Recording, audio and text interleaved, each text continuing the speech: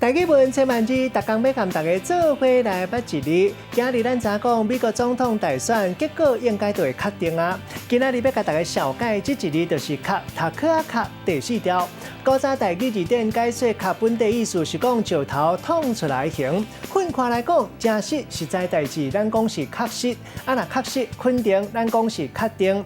确实拄啊好适合，古早讲是确切；啊，若确实的话就是确言。确实的证据，过去讲是确据；啊，若确实一定的代志，有人讲是确确；啊，若确实，嘛有人讲是确实，是毋是的是。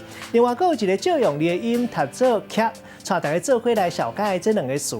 头一个，咱同齐来看到读做无的确。先讲的确，这个意思是确定、一定的意思。啊，若无的确，代表无一定，代表代志有可能有变化。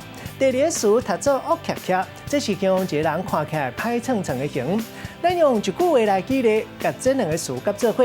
譬如讲，有个人看起来乌恰恰，无的确是敢若歹看面尔尔，心肝真善良。